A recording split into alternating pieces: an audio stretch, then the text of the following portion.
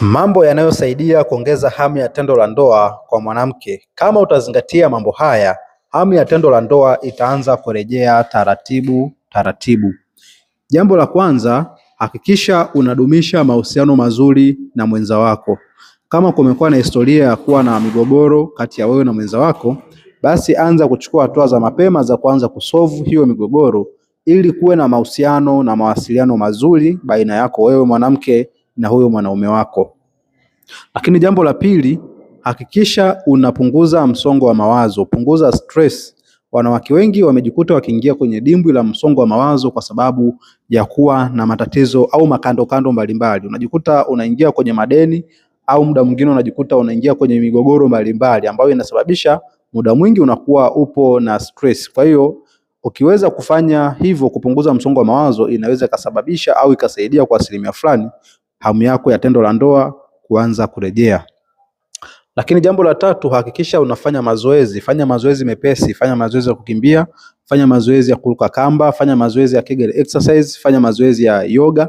Yatasaidia kuruhusu mtiririko mzuri wa damu kushuka kwenye mfumo wa viungo vyako vya uzazi na kusababisha hamu ya tendo la ndoa kuweza kuwa vizuri.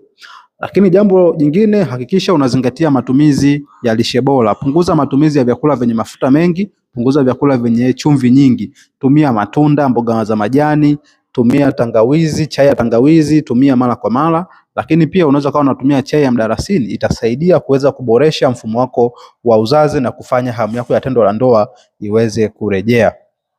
Lakini jambo jingine, hakikisha unakuwa ni mtu ambaye unajitahidi kwa kila namna kuweza kupunguza maambukizi mbalimbali, yani tibu magonjwa ambayo yanakuwa yanakusumbua. Kwa mfano, unaweza kuwa na magonjwa kama vile PID, fungus au UTI.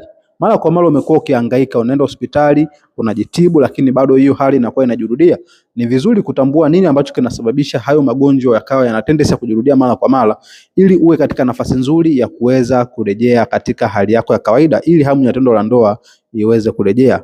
Na jambo la mwisho, hakikisha unatibu changamoto katika mfumo wako wa uzazi, changamoto ambazo zinasababisha homoni zako kutokuwa sawa. Ukiwa na changamoto hormonal imbalance, inaweza kusababisha kwa asilimia kubwa hamu ya tendo la ndoa kupungua, na matukio yake kusababisha mwanamke kushindwa kudumu kwenye tendo la ndoa vizuri, au muda mwingine kukosa hamu ya tendo la ndoa, kupata maumivu makali na changamoto nyingine ambazo zinahusiana na masuala ya tendo la ndoa. Nini cha kufanya?